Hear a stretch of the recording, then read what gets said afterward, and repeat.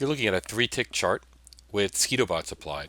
So there's a lot of color coding in here, but I just want to bring your eye over here to what we call the launch pad. And if you'll notice here on the launch pad, we have a bunch of different SceetoBots that I can enable and disable.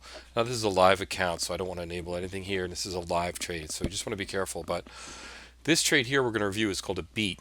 And this is a scalp. You can do a beat for, a longer duration, maybe a 10, 12, 16, 18 tick, depending on 20 tick, depending on your chart and your time frame. But this is really a scalp. So a 5-tick profit target and a 5-tick stop. And essentially what we mean by a beat is that supply beats demand, or conversely, demand beats supply. And we color code our bars, and we put a lot of different color coding on the chart, all predicated on order flow and our algorithms that interpret order flow. And essentially what we're doing here is we're looking for a yellow bar, which infers what we call asymmetry to the supply side, and orange, which is asymmetry for the demand side.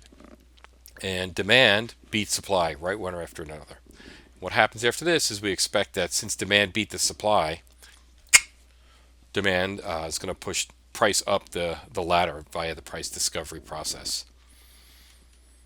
And this trade, you don't want to do in a hard driving down market. So if it occurred down here, the market came down, you don't want it. But after it moved down another leg and then some sideways, it can work. And you'll see I had another one here that worked. And then another one here, but there was only like a 4-tick excursion.